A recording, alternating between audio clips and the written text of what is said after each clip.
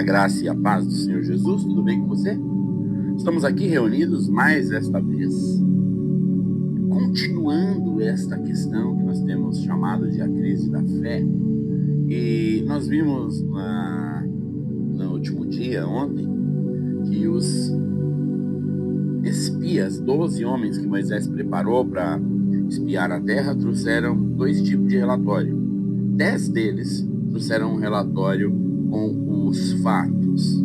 2 deles, Josué e Caleb, trouxeram um relatório com a palavra de Deus. Se você tem acompanhado esse devocional, eu não preciso explicar isso, porque eu tenho falado muito disso e faço questão de falar mais. Não olhe para os fatos, olhe para a palavra de Deus. Então 10 homens viram o tamanho dos gigantes, viram como eles eram poderosos, viram seus armamentos, e 2 viram as riquezas da terra e que o Senhor já tinha os dado, então se alegraram. Então nós tínhamos 10 com os fatos e 2 com a palavra de Deus. O que você acha que o povo aceitou? O povo aceitou os fatos. Isso é crise da fé. É quando você aceita os fatos. E os fatos, eles vão envergonhar você. Deixa eu dar um exemplo pequeno. Houve uma época, 15 anos e meio atrás, meu filho nasceu e ele então teve um desvio respiratório, ficou na incubadora. Dos 7 bebês que tinham lá, ele era o pior, e a chance de que morresse era muito grande, porque respirar é a vida. E ali então, tudo que o médico falava, esperamos que ele não alcance esse ponto, esperamos que ele alcançava tudo aquilo todo dia. E ele então chegou no seu pior estágio, que o próximo era falecimento. Mas em outro ambiente, Deus já tinha me preparado para estar, porque eu já tinha tido uma missão, brincando com ele com 4 anos. Então eu falava para minha esposa, para minha família, para todo mundo: não vai morrer, o Senhor já me viu desfrutando dele. Nós brincávamos na cama, ele tinha 4 anos, como que pode ser? Não é outro, é esse e aquilo. Então virou a palavra de Deus que o Senhor tinha me mostrado, e eu me apeguei a ela. Qual era o fato? Um bebê no pior estágio, indo pro próximo, que era a morte. Qual era a palavra de Deus? Eu já tinha brincado com ele 4 anos. E eu me apeguei. E não só me apeguei a mim, fiquei quietinho com fé, não. Eu declarava para todo mundo. No culto, na oração. E os irmãos oravam comigo sobre esta palavra. 15 anos e meio depois está aqui meu bebê, que hoje é um menino caminhando para ser um homem. Tem trabalhado, tem dado dízimo, tem estudado. Ele é uma bênção, muito inteligente, né? Agora quer pintar o cabelo de vermelho, ver se pode. Tudo bem, tudo bem. Então, o fato era aqueles homens grandes, gigantes. A palavra de Deus era: eu dei a vocês. O que você se apega? Caleb e Josué se apegou à palavra de Deus. Os outros 10 se apegaram ao fato. E por conta disso, o povo foi com os 10. E aquilo que era para ser feito em 2 anos virou 38 anos a mais, 40 anos. Então, essa crise da fé, você precisa saber que você precisa se apegar à palavra de Deus. E aqui eu quero ler de novo Deuteronômio 8, do 7 ao 12, para te mostrar como é glorioso Canaã, que é a vida abundante da igreja. Deuteronômio 8, capítulo 7, versículo 12, diz assim: a terra era de ribeiros de água, de fontes, de mananciais profundos, que saem dos vales e das montanhas, terra de trigo, de cevada, de bis, figueiras e romeiras, terra em que se come pão sem escassez e nada falta nela, terra cujas pedras são ferro e de cujos montes cava-se cobre. Comemos e nos fartemos na terra boa que o Senhor nos deu. Que bênção, que bênção. Então, veja só, os espias, os 10 espias, mas os 2, aliás, que formam 12, eles confirmaram que a terra era realmente boa e muito rica. Mas havia alguns problemas. Eles dizem, os 10 dizem, havia alguns problemas. Quais eram os problemas? O povo que habita na terra era poderoso.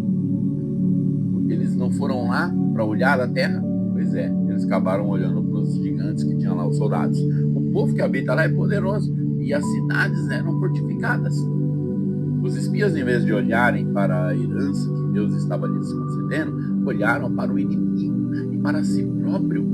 Eles viram a si mesmo como desprezíveis diante dos gigantes. O texto diz: vimos gigantes e ali o éramos aos nossos próprios olhos como gafanhotos. E assim também o éramos aos seus olhos. Quem disse que os inimigos os viam como gafanhoto? Em sua incredulidade deram lugar às mentiras do diabo. O grande problema do povo de Deus é não saber quem é. Se eu não sei quem sou, facilmente cederei às ameaças do inimigo. Mas se eu conheço a minha força, as minhas armas, o poder que está em mim, eu me encho de coragem e destruo o meu inimigo. Nós somos o que falamos e como nos vemos. Se nos vemos fracos, somos fracos. Se nos vemos como gafanhotos, não é isso que somos, gafanhotos. Os espias olharam para si e não para o Deus que eles serviam. E os relatórios deles desrombou o nosso Deus. Meu Deus, que terrível, terrível. Agora veja só a diferença que acontece neste mesmo ponto de vista alguns anos para frente. No livro, nós lemos esse ponto dos espias em Números 13. Então, lá no livro de Josué, capítulo 15, verso 14, isso aqui é uns 45 anos depois, isso aqui. Até o próprio texto vai falar que é 45. 45 anos depois, lá em Josué 15, 14, está escrito lá, como Caleb viu os gigantes. Porque ele tinha que ganhar uma montanha chamada Hebron. E nessa montanha morava quem lá? Gigantes. Mas o que Caleb fez? Ele não temeu. Ele não falou aquele relatório positivo, querendo pôr o povo numa enrascada. Porque 45 anos depois, e olha que ele já estava bem mais velho, ele teve a chance de ir sozinho buscar. Ele não chamou ninguém para ajudar. Foi só ele e a família dele. Entre eles lá como soldados. Ele, Otoniel, entre outros. E eles então não temeram. Então, quando nós nos deparamos com as dificuldades, não devemos temer. Isso é o principal motivo. Mas como é que eu não vou temer, pastor? É um câncer. É uma arritmia cardíaca. É isso, é aquilo, outro. Como que eu não vou temer? Como que você não vai temer? Fixando os olhos na promessa de Deus. No poder de Deus. Olha, não importa o tamanho da doença. O meu olhar eu vou participar da ceia do Senhor, porque o pão cura. Meu Deus, a unção com óleo, a oração. Então, por que o povo falhou no teste da fé? Porque eles olharam com a visão de quem era no deserto. Porque Caleb conquistou e triunfou em Hebron? Porque ele olhou com a visão de Canaã, terra que Deus deu. Então a condição de Deus para a posse da terra é a fé e a dependência. É você crer e depender. Eu creio e vou, porque o Senhor vai comigo, Ele vai na minha frente. Então muitos vivem na sequidão do deserto. Muitos vivem olhando para os fatos. É o que essa doença faz, é o tamanho dessa doença, é o que essa doença tem o poder. E por conta disso a doença ganha.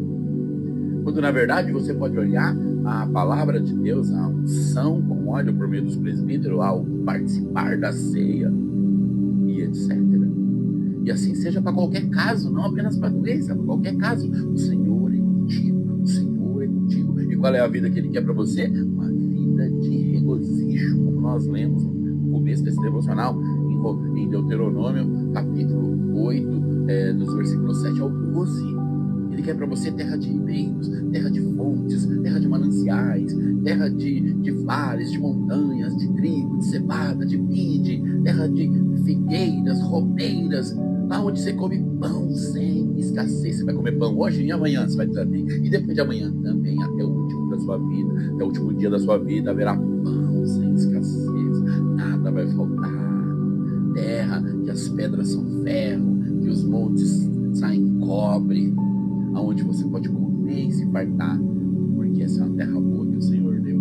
Essa tem que ser sua visão. E quando você tem essa visão, você crê, porque você não vai lutar por uma terra como Caleb lutou. É o Senhor que já lutou e venceu para você. Sua luta é para entrar no descanso. Aleluia. Então você precisa mudar a sua visão. Olhe para a palavra de Deus. Vamos orar?